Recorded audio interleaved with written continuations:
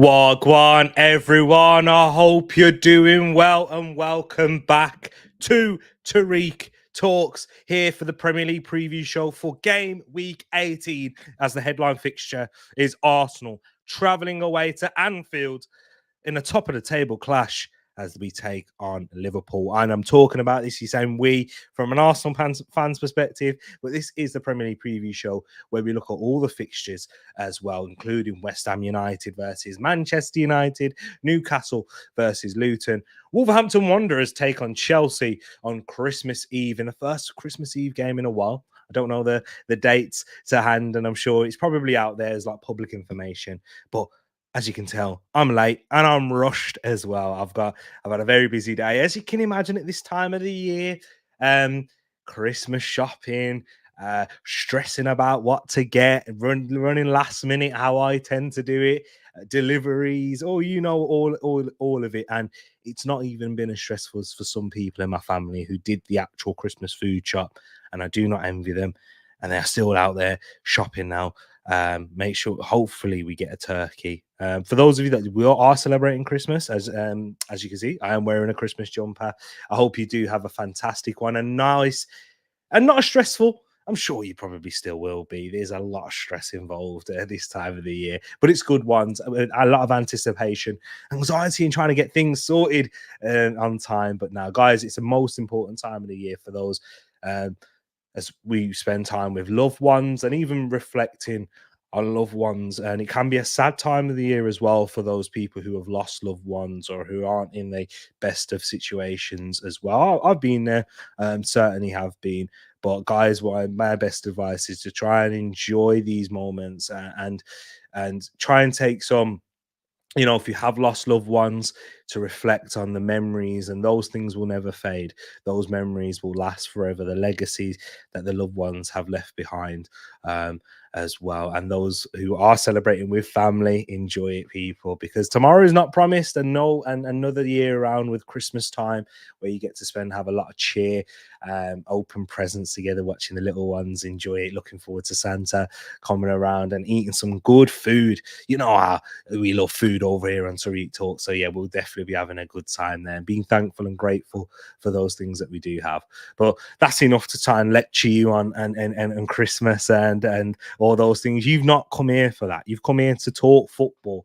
Listen to me talk about some football and get your predictions ready if you're familiar with this channel here and what we do on the Premier League preview show. So yes, if you haven't done so already, please hit that like button, subscribe if you are new, and without further ado, let's get into how many oohs do I want to add here? I'm sounding like Gary Neville, the Premier League preview show where we do look to all ahead of all of the games. I'm repeating myself because, as you can tell, I still haven't got everything sorted at this moment in time. But yes, big up to everyone that is here watching now. We've got Shay in the building and my fellow Gooner. Big up to yourself. We've got Ozzy from Football Talk Podcast. Big up to yourself, my bro. Love to see you in here. Man like Tereak says, Realist United. Big up to my brother, Realist, in the building, in the cut as well. Big up to Manj, my brother. Says, big up to you. Tomorrow against Liverpool. You must. But will you must? we will must. I do think we will must, and we do must, and Liverpool must, but there's too many musts in one sentence, so I must stop. Big up to my bro Manj in the building and everyone here locked in. If you're watching afterwards, hit that like button, subscribe, get in your predictions in the comment section.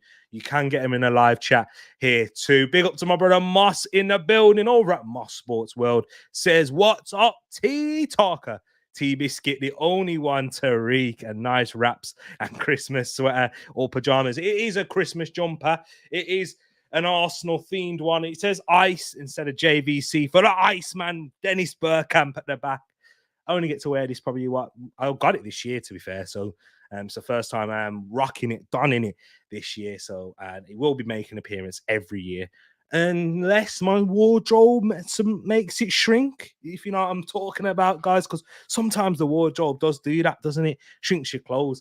But yeah, big up to yourself. I'm stealing the joke that I heard at work. Someone said that. But anyways, must catch Manj. Hey, we'll get into it. We'll show you the predictions league as well, my people. But if you don't know about the predictions league and you are new to the channel, all predictions must be entered before the first fixture of the game week. And I know, of course, we have had 2 fixtures that have been played already. Well, one that's going to be kicking off in less than an hour's time in Aston Villa versus Sheffield United. But we also have had the Crystal Palace versus Brighton game. If you haven't been able to get your predictions in time for these, do not worry. You can still get your predictions for the other games. Yes, you will be a bit behind because some people have got the Crystal Palace and Aston Villa and Sheffield United games on sorted. So, yeah, guys, make sure you do get them into the comments. We will be looking forward to the other games as well, and you will be able to get them submitted. But if I did put a community post on there on the channel, so you can have a look back, there's probably been a couple more community posts since then. So you just might have to scroll down until you see this image and then put your comments under there as well. And yes, let me tell you about the other predictions here too. So if you want to enter it, you need to leave your predictions in the comments. 3 points for a correct score. 2 2 points. 1 point for a correct result. So yes, if you predicted Crystal Palace 1, Brighton 1, you will get 3 points. If you predicted a 2-2 draw, so you got the correct result, it would be 1 point. But if you predicted a Crystal Palace win or a Brighton win, I think I predicted a Brighton win, you get 0 points for that indeed. So yes, if you do have any questions, let me know in the comment section below as well. But big up to Matt G, who's just jumped in here. T, big up, and that top is fire. Thank you, my friend. Thank you. I hope you're having a Merry Christmas. Looking forward to it, Matt G. We'll be on the channel before Christmas. I know I keep saying this every week. I'll do a match reaction. I actually will do one tomorrow. I've got one scheduled in with someone that you'll see later on in not a long while and very shortly on the video as well. It's a busy one for me today. I'm jumping. I've got this one. And I'm jumping on Ensman TV for a preview with Ens, my brother Ens. You've seen him on the channel before, and Savage, who are the Liverpool fans, and Fran, who is a Arsenal fan. Galazzo. You might have seen her artwork on Twitter as well. So yeah, guys, tune in for that as well on there. I keep saying as well. That's probably something I need to stop saying. And I will be also on Football Power Hour at 10 o'clock, taking part in a quiz. I think is it going to be a Christmas themed one? I'm not too sure, but I will be there over on Bots' channel, fellow brother of the channel here too. You've seen him before, Man United fan. You know what I mean? Like, we got some all right non-Arsenal fans in the community. But yeah, love to see everyone in here too. And let's go into the first games. And we are gonna talk. I'm gonna do it briefly-ish, but I know I haven't put any content around this game yet on the channel. So those of you, I'd love to hear your thoughts here as well, guys. Arsenal traveling away to Anfield. Last time the mighty Arsenal won at Anfield was in 2012. Goals from, can you remember? People say Giroud for some reason. He missed a big chance in that game. It was Santi Cazorla and Lukasz Podolski. So this is going to be a big test for Arsenal, as Arsenal top of the league against second place Liverpool. Arsenal and Liverpool may not be in first and second by the time this game does kick off, because Aston Villa are playing tonight. And if they win, they go top of the league. And a draw would mean that Aston Villa will be top at Christmas. But a win for Arsenal definitely means that they'll be top, and a win for Liverpool depending on the goal difference for Aston Villa, means that they could be first or second. So this is going to be huge, massive for both teams. And I think for Arsenal, it's bigger if they get the win, because if Liverpool do win, they're at home, the Anfield factor, they'll take a lot of confidence going into it, and Arsenal have a dent per se. But I still would be confident as an Arsenal fan that we will be in this title challenge and that we will have enough games. We're not even entered halfway through the season yet, so it's not like a title defining match yet. So it's kind of good to play this at this time of the year, I guess, going traveling away to Anfield. So you're not having to do it in April like we did last year. I've seen Harry say that, and I kind of agree with him in that sense. But I think if Arsenal do grab the win in this game, it'll be a statement and it will be a massive psychological boost for the Gunners. But before I give you my thoughts on how the game's going to go and what to expect, I did a show last night with my brother Ozzy over at Football Talk Podcast. You've seen him here in the chat. There it is. Go click on that if you want to check the channel there too. I will add the link whilst he will give you his thoughts as an away, well, as the home team, but from a Liverpool's fans perspective on this here. Guys, do check it out. Let's go. Everyone, this is Ozzy from Football Talk Podcast. We've got an exciting game coming up this weekend in match week 18 as Liverpool face Arsenal on Saturday evening at Anfield. Firstly, thank God it's not a midday kickoff, as that's become a norm whenever Liverpool play on a Saturday. And secondly, this is an important game for both teams. Liverpool and Arsenal games tend to be full of goals, especially at Anfield, so let's hope it lives up to the bill. The last time Arsenal won there was in 2012, where they won 2-0. Goal scorers were Podolski and Cazorla, so a lot has changed over the years. One thing that has changed since then is that Anfield has become a fortress again. It's not a place where we drop points, and I'm hoping that continues into this fixture. But it's going to be a tough game for both teams, as they've shown similar form this season. Both teams probably haven't played their best football consistently, but they've been grinding out results, especially towards the end of games. Both showing championship quality, so who's going to have the edge this weekend? Arsenal don't have any new injury concerns, so I expect the team to be the same that beat Brighton 2-0 last weekend. Martinelli and Saka haven't been as potent as they were last season, but will still be dangerous, especially Martinelli, who likes to turn up at Anfield. From a Liverpool point of view, most of our fan base were frustrated and annoyed that we couldn't wreck that park bus on the pitch, or the team better known as Manchester United, and take 3 points.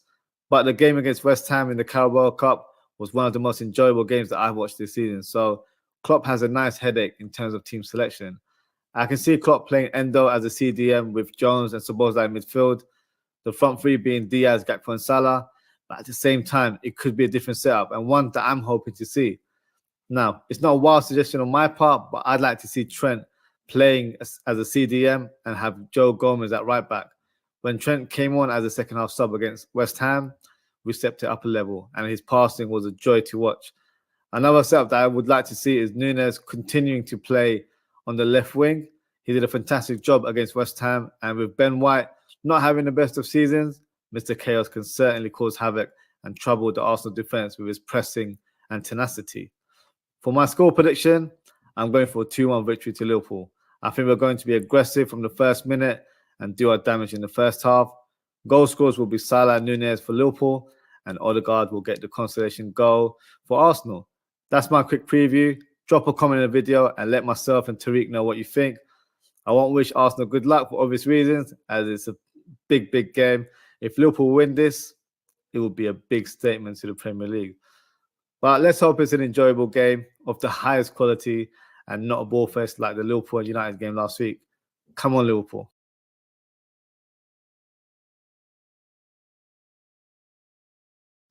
Thank you, Ozzy, over at the Football Talk Podcast for that quick preview and looking into Liverpool from their fans' perspective and from their side, looking at Arsenal outside in and into their team and the team that he would like to see play up on the weekend. And guys, you can go check out that channel. The link is in the comments, and I'll put it in the description by the end of this video as well. I will pin this one up here to people. So thank you again to Ozzy and guys. And yeah, it was interesting hearing that in terms of the team he wants to play and the individuals that he's worried about from from our team's perspective as Arsenal.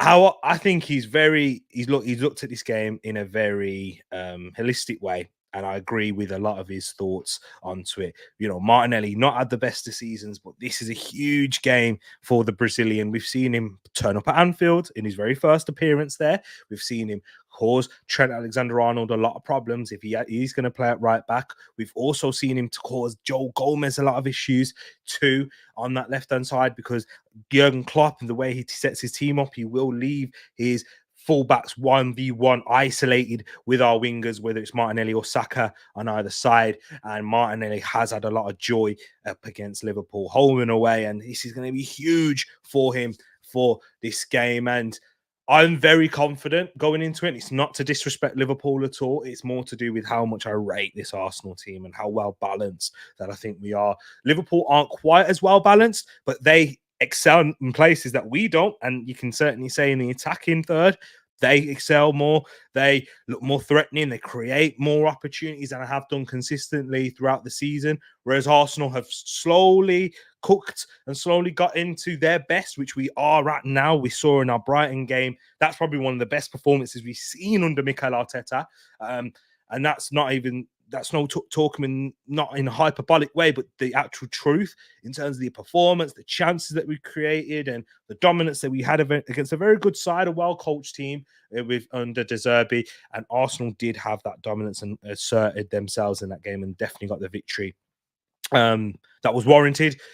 And also looking at how we can cause Liverpool a lot of threats in that final third. We have that with our dribblers, our wide men like Bukayo Saka, Gabriel Martinelli, who are fit, and Gabriel Jesus, who is fit. And when we played last season, he was brilliant in that first 20 minutes or so, but he faded towards the end. And the reason being, guys, if you probably don't remember, that was his first start since his injury. That was the first start he made since November the 13th in there.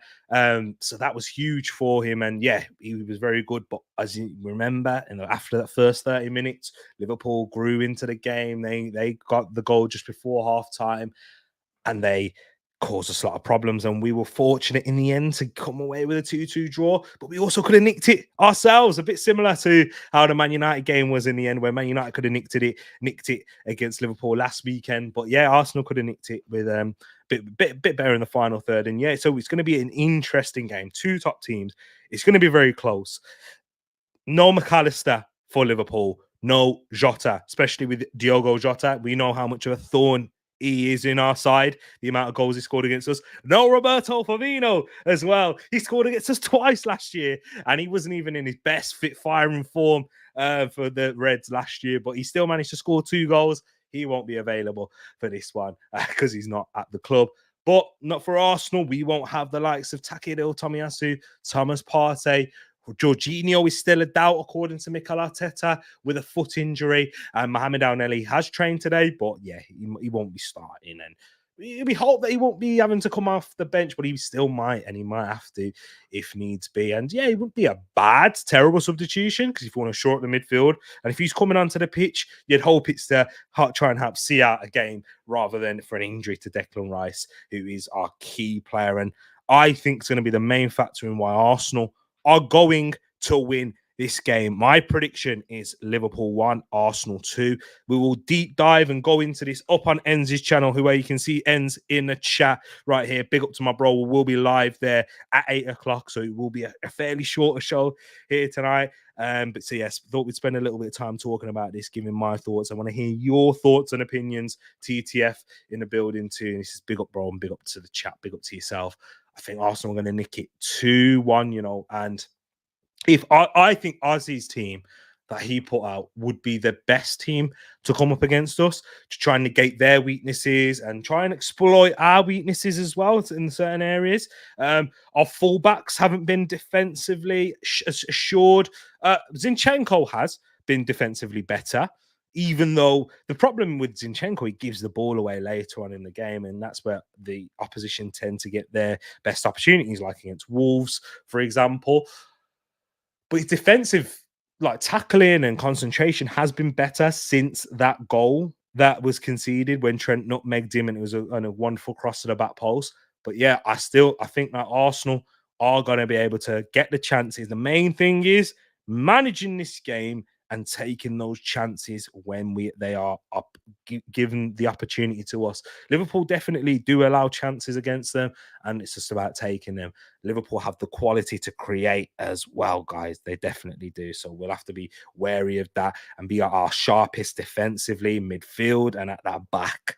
But yeah, should be a great game, guys. Love to hear your thoughts. And yeah, and those of you watching, whether you're an Arsenal fan or a Liverpool fan or just a neutral, a hater of both teams, you should definitely enjoy this on tomorrow night, 5:30 here in the UK. So it's an evening one, and it will make or break our Christmases, I'm sure, Gooners. But let's see what you guys and girls are saying in the chat before we move on into the next game. So we've got Paxton, who says 2 Liverpool, 2 Arsenal, 2 Arsenal can't put games away. He says, I mean, we've lost 2 games this season, drawn a couple, but yeah, a 2-2 draw isn't it's a good result given the fact that you're going away to Anfield and getting a draw. But that's only a good result if we go and win in the home game in February, of course. But yeah, it's not the worst. It's not a bad result. But yeah, a 2-2 draw. Says Pax. 2-1 Arsenal, says Shay. 2-1 to the Arsenal, says Moss. We got a lot of 2s, 2-1s. Not sure if it's just yesterday, these two first matches, or but get your picks in the comments for the weekend day right away. Boxing Day matches for 2. Yeah, Tereak talks. Yes, I will be doing a show for that as well, guys. I will be getting something to pre-record out on Christmas Day there for you, so don't you worry about that. So thank you for reminding me. So I'll give you a heads up, those in the chat. Christmas Day, there will be a pre-record where you can get your predictions for the Boxing Day fixtures. Check that out on Christmas Day. We will have content, and I will be there sorted for you. Appreciate you, Moss. Thanks for reminding me. En says 2-1 Liverpool. We'll delve into that up on En's channel, guys. So make sure you do subscribe. Check it out over there. Link is in the comment in community section too. Big up to my brother En's in the building. Love to you as well. Hope you're keeping good. I'll chat to you soon, shortly. 2-1 says Marsaka, Salah, but then Trossard comes off the bench, and he's got a good record at Anfield. Scored a hat-trick there last season. And he says, actually, 3-1, says ends Trent, Salah, Nunez, and Saka for you guys. Interesting. Nunez, who has not been his sharpest in front of goal, but certainly had a lot of chances. Trent and Salah, they have been sharp in front of goal, and they've probably, and yeah, Liverpool have had some good players this season. You know, Alisson, Virgil, but Trent and Salah are certainly up there for the players of the season. So yeah, big one, interesting game, guys. Let's look forward to it, and yeah, it will be an interesting one on Saturday night. Now let's go into the next fixtures. We'll try and run through these guys a bit quicker, just because I'm short for time, pressed for time. So West Ham United against Manchester United. This one is tomorrow, and it is the 12:30 kickoff here in the UK. So it's the one to kick off our weekends here. And it's an enticing one. Interesting, because West Ham United probably entering this as slight favourites, I guess, but only ever so slightly after their hammering that they received against Liverpool in the Carabao Cup. Yeah, there was a change squad, but not too many changes where you think, yeah, it should be that much of a hammering and to put that level of performance against Man United. But of course, remember this fixture last season. West Ham beat Manchester United by 1-0 from that horrendous mistake from David De Gea to let Ben Rama's shot creep in. United not been in good form either themselves. Were fortunate, well defended in the end, but were under siege against Liverpool and did ride out their luck a little bit in terms of Liverpool not creating too many clear-cut chances, but not taking the ones that were in clear-cut or in the box. So yeah, Man United a little bit more of a high coming off of this with a bit more of a break as well, so that could benefit them. But yeah, in terms of the injury front for both teams, West Ham don't have too many. They only have Mikel Antonio, who's going to be out into the new year. Naf Agurd could return, as well as Maxwell Cornet, because West Ham have been hit with a little bit of a sickness bug. I'm sure many of you guys have either had it yourselves or got family members or those or colleagues around you that are suffering with it. I had it a couple of weeks ago. So yeah, I'm still kind of recovering from it now. I got a really bad headache at the moment, but I'm suffering through. I'm manning up, as they say. But yeah, so they were out. and they should be back for this game. That's because, they're professional footballers who are fitter than myself and all of us guys in the chat. Maybe you might be fitter than professional football if you do like Tough Mudder or something like that. But for Manchester United, they've had an extensive injury list. It doesn't look like they'll be having many returnees. Apart from Christian Eriksen is a big plus for the Red Devils. He'll be back and he should be available for this game here. Bruno Fernandes is also going to be back after his suspension, which caused him to miss that game at Anfield. So he will, I'm sure, I'll be getting put straight back into the team. But at what cost? Is it going to be for Kobe Mainoo? Is it going to be for Scott McTominay? That's probably what most United fans want and expect to happen. Or is it going to be for Sofyan Amrabat? Will Erik ten Hag take out the young gun in Kobe Mainoo, who was excellent at Anfield last week and assuring that midfield under pressure, playing through, creating a few chances for United going forward too?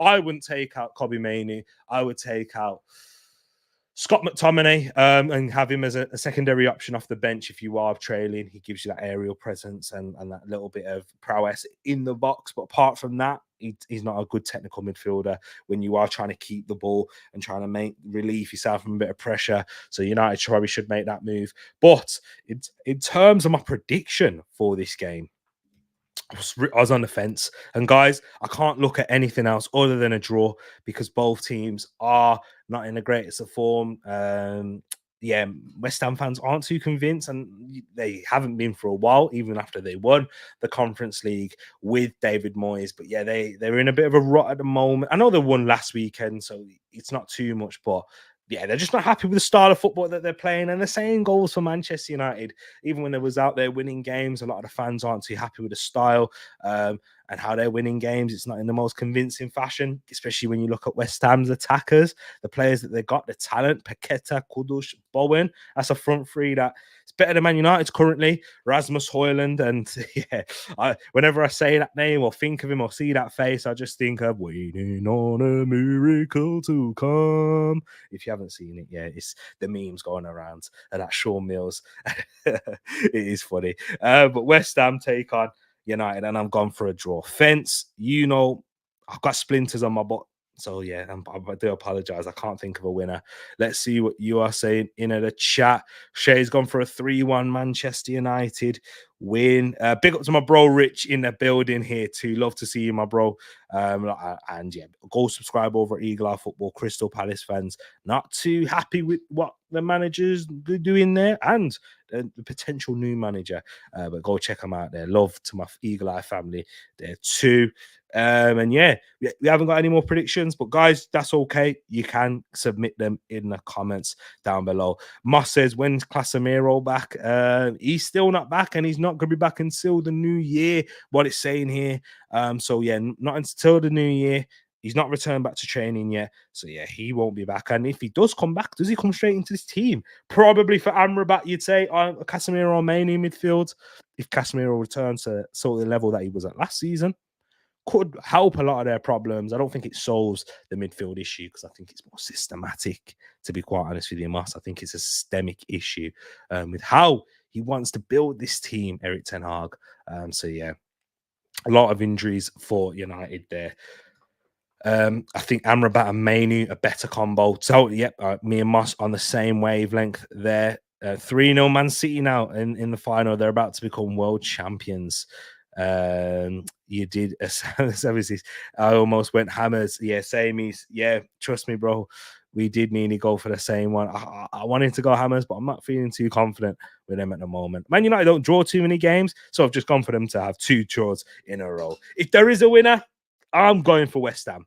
I could have just said, if there is a winner, I'm going for United, and you decide which United wins. But let's go into the next game. I'm not funny. This is why you guys are like, turn this guy off. I can't listen to him chat nonsense anymore. But Tottenham Hotspur, take on Everton in this one. Another North London versus a Merseyside team. I'm sure this happens a lot, by the way. Arsenal versus Liverpool is always on the same weekend as a Tottenham versus Everton one. It is weird.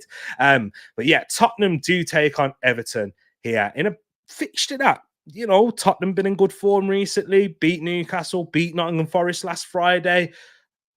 But Everton, great form themselves. And there is some news that's coming out, and it looks like the 777 owners, partners are looking to take over, and they are one step closer thanks to they received the approval from the Premier League. So they're one step closer to taking over at Everton. And there is a bit of optimism after their deduction that they've got there. So yeah, skies, the clouds are rolling for Everton, and Sean Dyche has certainly worked his magic here for the Toffees, and it will be a good game. I do think this is going to be an interesting game. This is the Saturday one at 3:00. Difficult fixture for Tottenham, but Tottenham are in good form themselves. Injuries are easing up, not really too much. Destiny Doggy's out with a suspension after he picked up a yellow card. Yves Bissouma's out for 4 games because of his second red card of the season and his third suspension. So they're missing 2 key players there. Brennan Johnson will be available for this game. He is past fit and he trained all week after he came off early against his former club in Forest last week, Friday. Giovanni Lo Celso is also back. So there's some positives there. No Mickey Van der Ven, no James Maddison, no Benton Core. They will all return in the new year, but at different dates as well. So yeah, Tottenham missing some players. Doggy, Bissouma could look a little bit more open. But with Everton, who have been in good form themselves, they will be missing Ali, of course. He's not going to be fit enough to return for this game. Seamus Coleman, touch and go whether he's going to be available, says Sean Dyche. And the same is for Ashley Young, but it doesn't look like he's going to make this game here. Decore, who has been massive for them, he's not going to be available for this game. He has been a good goal scorer. So they're missing key players themselves. And how I think this game is going to go, Tottenham at home, they do play aggressive and on the front foot and progressive football. And Postecoglou has received a lot of plaudits for how they play. Everton, who have performed better away from home than they do genuinely tend to do at Goodison Park, even though their form at Goodison Park has taken an upturn. I'm still not going to go for an Everton win here. I think Tottenham are going to nick it, and I'm going to say 2-0. I was thinking of an Everton goal, but missing Abdoulaye Doucouré, someone who works off of their front men, whether it's Beto or Dominic Calvert-Lewin, whoever Sean Dyche decides to go for, and they do tend to change it because Calvert-Lewin's not a 90-minute striker these days. But yeah, he's the foil. He makes the late runs, but he's not going to be available. Dwight McNeil, he puts some good crosses into the box and is a goal threat. But I think Tottenham will be able to manage it. And I think they'll keep their second 2 clean sheets in a row at home. So I've gone with the 2-0 Tottenham. Let's see what you're saying though in the chat, guys. We've got Shay, who's gone for a Tottenham 1, Everton 1 here. Guys, let me know your thoughts in the comment section at the end of the video. We have got next the Christmas Eve game, and it's Wolverhampton Wanderers taking on Chelsea. The first Christmas Eve game that we've had in many a year. And it should be interesting. My stepdad is going to this game. It will be a good atmosphere at Wolverhampton Wanderers. And the big news for Wolves is Pedro Neto is back, and he trained all week. So he should feature of some sorts in this game. Pedro Neto, their main man, one of the best players until he picked up that injury, with that bad hamstring injury picked up, but he will be fit and available. Gary O'Neill said he trained the full week, so it's just how he manages with the next 2 days, how much involvement he can have at the weekend. Will he start? Probably unlikely to start. He might get another 40. He might get 45 minutes in the second half. He may come on after 60. We'll wait and see. Depends on how much of a risk it feels Gary O'Neill is willing to take. But it should be an interesting game. Wolves are a good side, well organised, have caused a lot of trouble to some top teams this season. I know they lost 3-1 to Liverpool, but very good in that first half, and probably should have went 2 goals up before Liverpool did go and score the equaliser. Beat Manchester City. They got a good second half showing against Arsenal, who Arsenal went 2-0 up, and it looked like was going to run away with it at the Emirates, but Wolves got themselves back into the game due to some sloppiness, as we mentioned, from Zinchenko earlier on. Difficult team, Gary O'Neill, good coach, and Chelsea, a bit of an upturn themselves. I know they beat Sheffield United in a game that was like a do or die. It really felt like for Pochettino, especially within the fan base. If you don't win against Sheffield United at home, you're in a relegation fight. But they managed to win and got that last-minute equaliser, which went to penalties against Newcastle, thanks to Kieran Trippier, and they managed to progress, and they're into the semi-finals at the Carabao Cup, and Pochettino could be getting his first trophy in English football. You certainly expect them to make the final, and most people think it's going to be a Liverpool-Chelsea final there, but they are going to be focusing on the Premier League. They have had some injury updates. Reece James had a hamstring surgery earlier in the week, so he won't be back until late March, early April, around that period. So he's going to be out for a long while. No, another ankle surgery for another fullback, but for Mark Cucurella, no Sanchez, no Ben Chilwell. He's back in training, but he won't be fit for this one here too. And yeah, Levi Colwill could be fit and available for this one. They'll have a late fitness test for him. But yeah, that's the big injury updates for Wolves and Chelsea. How I think this game's going to go, tight game. Not going to be a goal fest, I don't think. Again, I can't separate these two teams. So I have gone with another 1-1 draw. I've gone with another low-scoring draw in this one here. I was tempted to go for a 0-0, but I think 1-1. Yeah, this Hwang will score for Wolves. I think that's their biggest, that's their top goal scorer at the moment. Pedro Neto could have an involvement in that. He could change the fortunes, but I think Chelsea will score too. If Chelsea can grab a win away from home, that'll be very good for them and a big positive for Pochettino, as that will help them quest in climbing up the league table. But let's go now into the next fixture. And what we've got here is is Luton Town against, as we aforementioned, in Newcastle. And before we get into the predictions and the team news of this, sending out my love for Tom Lockyer, and it's good news to see that he is out and he was discharged from hospital after that horrendous incident and the very frightful incident that happened last week, which caused the Luton versus Bournemouth game to be abandoned. And it again, I know I'm not trying to get too deep here again, but once it puts life into perspective when you see things like that. And yeah, he'll have a decision to make on his career, and I think most of us can kind of guess. I know it's hard to guess because we're not professionals and we don't know the situation fully, but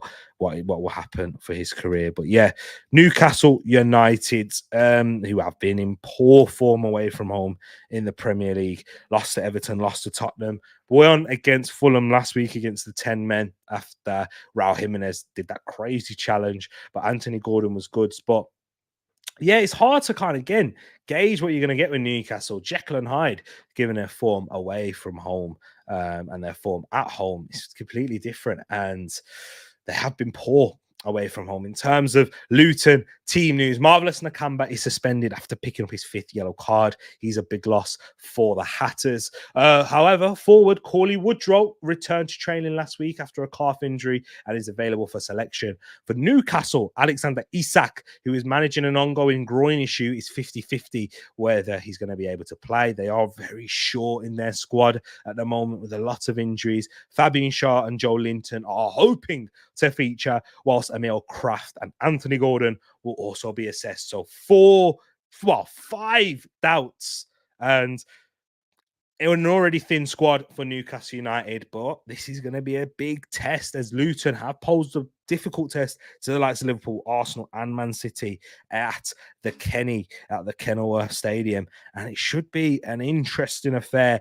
And I think it is going to go to Luton. I just think with the issues that Newcastle are having within their squad, the amount of games that they played recently, it will be too much for them. And I think Luton, who will rise for this game, another one before Christmas, the fans will be lively. They'll be make it a raucous atmosphere, difficult for Newcastle to break down. And I think Luton will be able to grab the win here. The Hatters haven't scored in their last 5 league games against Newcastle United. The last time they did score was a 4-0 win in the top flight, and that was in November 1987. So that record is about to get broken. So people, tune in for that one there. But yeah, let's hear what you're saying in the chat.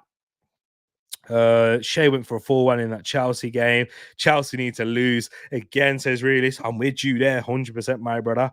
2-1 Chelsea, says Moss.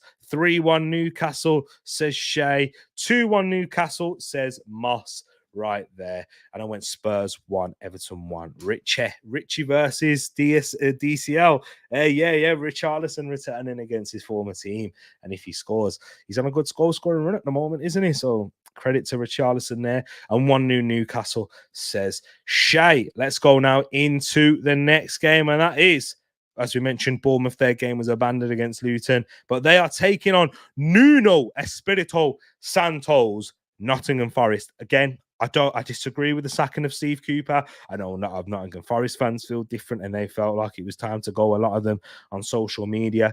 But Steve Cooper, very good manager, top coach. And if Crystal Palace get their hands on him, he's given my green light, my endorsement. Not like it means much anyway, but, I really rate this guy as a coach. Did Nottingham Forest in the Premier League, thanks to him. Definitely thanks to him and the work that he did when he took over from Chris Hughton, I believe. Bottom of the league, took in that same season, took them into the playoffs, and they went through got into the Premier League and struggled last season, struggling this season. Not because, again, my problem is we spoke about Chelsea and how poor their recruitment is, and we always know about that. But look at the recruitment strategy Nottingham Forest set up. The sporadic approach. A lot of the players that have been brought in aren't by the manager, so he's not going to be able to have a clear identity. If you've got those at the above making the decisions, they're built making. I think managers need a say. I definitely think so. If you're going to trust the guy to employ him as your manager or head coach, at least build a team in his image. If you want to build it around a club's image, then you're going to be a Leipzig, a coach like that, a manager, and you're going to have that type of a club where you're not really going to compete for the biggest and best trophies, but you'll have a turnover and you won't have too much of a dip in that. But build the team in their image. Kind of probably seeing the same with a little bit with Brighton at the moment, to be honest, guys. Are they building this team in the image of Roberto De Zerbi, or is it more to do with a recruitment strategy, the data analysts, where they're not using data, they're using connections at Nottingham Forest? And yeah, I think he's going to be a difficult job for Nuno Espirito Santo. He had a decent spell at Wolves. Of course, he did really well at Wolves. Sorry, not a decent spell, really well at Wolves. Then it kind of ended in a way like how it happens with a lot, where it's just time to move on amicably. During that lockdown, Tottenham ended horrifically. Went to Al Ittihad, won a league, but fell out with Benzema. Again, not recruiting in how the manager wants to do it. And I think he's got moved from one situation to like that in the Premier League, where you are going to get punished more and against a completely different team. And Andoni Iraola is Bournemouth, and they are excellent in this moment in time. And Dominic Solanke, people snobbery. If you stick your nose at Dominic, if you stick your nose, start doing that, scrunch up your nose at Dominic Solanke. I'm messing up here, you guys. You can tell I'm waffling. But what a player he is, and a good team, Bournemouth. And yeah, I think Bournemouth are going to walk away with a win here. I do think they will against Nottingham Forest, and I don't think it's going to be a great start for Nuno Espirito Santo. I'm just writing out the predictions here now for you guys. Sorry, I keep spelling Bournemouth wrong, but there it is. I've gone for Nottingham Forest 1, Bournemouth 2. Just the form that Bournemouth are in, the attackers, the goals that they can score. They do let up a bit of chances against them as well, but very well organized team, completely different. First game, it's going to be difficult for Nuno Espirito Santo. I'm sure he'll get a good turnout, good atmosphere at the City ground. But Bournemouth are just a well-organised side outfit at this moment in time after a slow start, but they're going to get there. And this is the final game, and it is Fulham at home to Burnley in the final game that we've got right here.